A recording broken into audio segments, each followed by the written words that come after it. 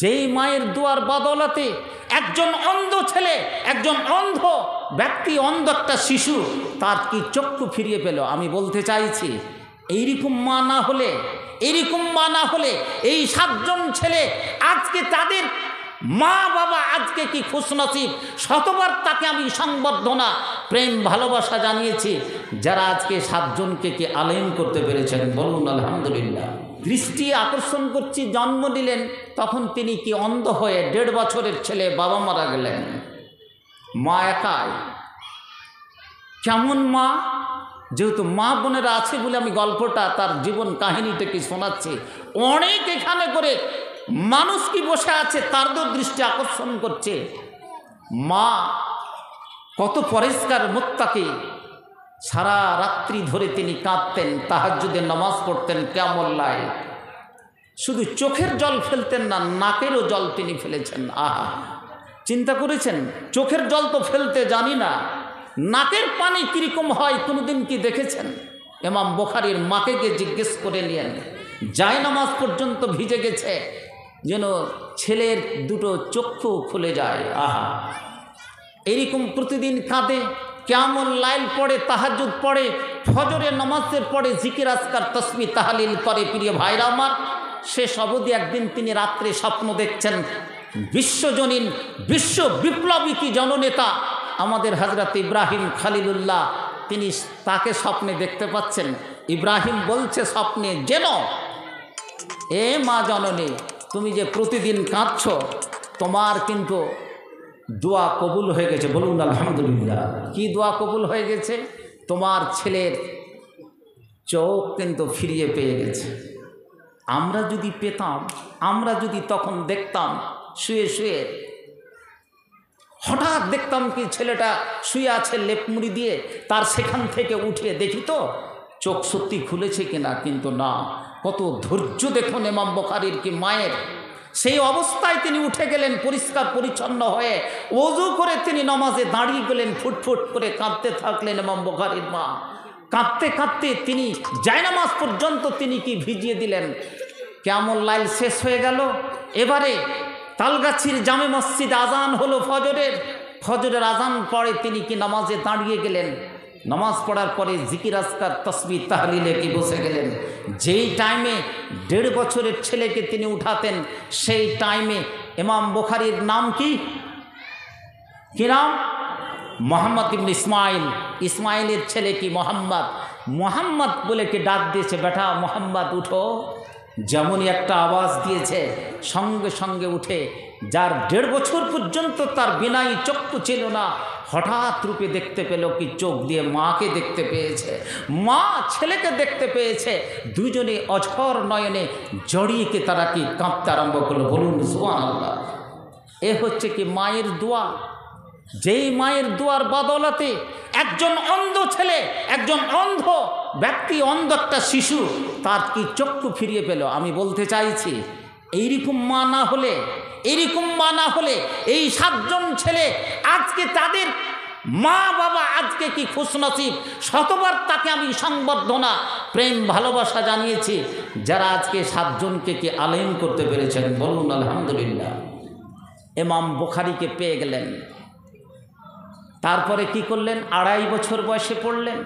2.5 বছর পরে ইমাম বুখারীর বাবা ইসমাইল এত ধনী ব্যক্তি, কল্পনা করা যায় না। সেই যুগের মুকেশ আম্বানি, সেই যুগের টাটা কোম্পানি, সমস্ত ধনসম্পদ ইমাম বুখারীকে মানুষ করতে গিয়ে বিলি করে দিয়েছে।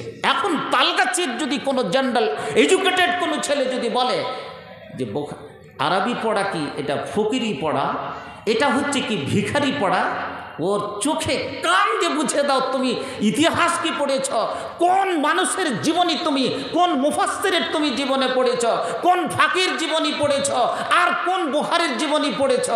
একবার তুমি খুলে দেখো তো, লণ্ঠন চিরাগ জেলা খুলে তাদের জীবনী বায়োডাটা, তুমি কোন ঘরের সন্তান সন্ততি। আমরা ফকিরি বিদ্যা পড়িয়ে নিয়েছি, আপনাকে যুক্তি দিয়ে বোঝাচ্ছি কী করে ফোকা দিয়ে আপনি ফকিরি বানিয়েছেন। নিয়াত যদি আপনার ঠিক না থাকে এই মাদ্রাসার বিল্ডিং করে কোনো লাভ নাই, জাগির দিয়ে খেয়ে কোনো ছেলেকে মানুষ করে লাভ নাই, আর পকেট থেকে হাজার হাজার লক্ষ লক্ষ টাকা মাদ্রাসাতে দিয়ে এক পয়সাও দান করে কোনো দিন কি জান্নাত পাওয়া যায়নি। এটা আমার পরিষ্কার আপনার কাছে থিওরি বলে দিচ্ছি। নিয়াতটাকে ঠিক করতে হবে। এরা প্রথম খণ্ডের প্রথম হাদিসটা যেটা পাঠ করেছে সেটা হচ্ছে কি বাবুন নিয়াত, নাকি ইমাম বুখারী প্রথম হাদিসটা তিনি অধ্যায় যে স্থাপিত করেছেন তার হচ্ছে নিয়াত। দ্যাট মিনস ইংরেজিতে যাকে বলে ইনক্লিনেশন। প্রথম তোমার ঝোঁকটা কি, নিয়াতটা কি, তোমার ইন্টেনশনটা কি। ইমাম বুখারী প্রথম নিয়াতের বাবটা তিনি বেঁধেছেন, অত সোজা নয়।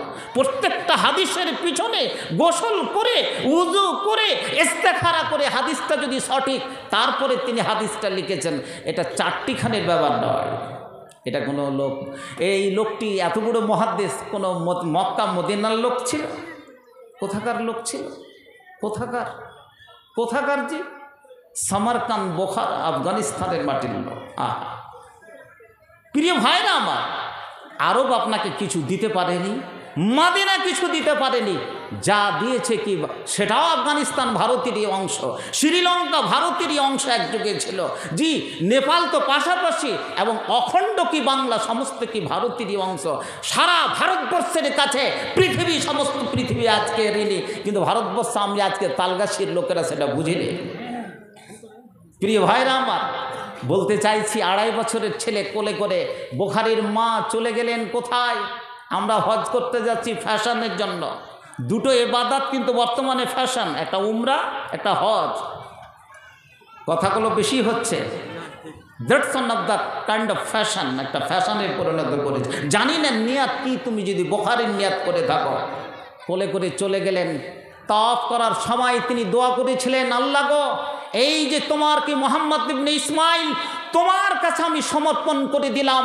এই যে একজন সত্যিকারী দায়ী কি আলেম হয়, একজন কি মুহাদ্দিস হয়। কেঁদে কেঁদে মা ডুকরে ডুকরে কি সেই কাবা শরীফের প্রাঙ্গণে দোয়া করেছিলেন। আল্লাহ কবুল করেছে কি করেনি? করেছে কি করেনি? তার প্রমাণ এইগুলো দেখে নেন ইমাম বুখারী। আহা, এর ধনসম্পদ, যতগুলো ধনসম্পদ ছিল সমস্ত কিছু ইমাম বুখারীকে মানুষ করতে সমস্তগুলোকে তিনি বিলীন করে দিয়েছেন। প্রিয় ভাইরা আমার, মা বোনদের দৃষ্টি আকর্ষণ করছি। মা যদি পর্দানাসীন হয়, মা যদি পরিষ্কার মুত্তাকি হয়, মা যদি সত্যিকারী যদি একজন কি মেয়ে হয়, তার পেট থেকে বীর তৈরি হবে, তার পেট থেকে ইমাম বুখারী তৈরি হবে, তার পেট থেকে ইমাম মুসলিম তৈরি হবে, তার পেট থেকে আবু দাউদের মতো একজনকে ইমাম তৈরি হবে। কিন্তু আমরা সেখানে করে কি অনেক জায়গায় কি ছড়িয়ে দিয়েছি। মা কীরকম? মা তো কি সেরকম। আজকে কি ভিখারি পড়ার জন্য ছেলেকে আজকে পড়ায় কি মিশনে, ছেলেকে পড়ায় ইংলিশ মিডিয়ামে, ছেলেকে পড়ায় কনভেন্টে, ছেলেকে পড়ায় কোথায় হায়দ্রাবাদে, কিন্তু কেউ তালগাছি মাদ্রাসা থেকে একটা টুপি পাঞ্জাবি পরে যে পড়বে, জি কোরআন এবং হাদিসের তালিম নেবে, এরকম কেউ নেই। সমস্ত আমি একজন আলেম হলে কি হবে, আমার ছেলে পড়ছে ইংলিশ মিডিয়ামে, আমি বোকা সেজেছি টিফিন খেয়ে, কিন্তু আমার ছেলেটাকে বোকা সাজবে না, ও আরও বড় বোকা তৈরি হবে।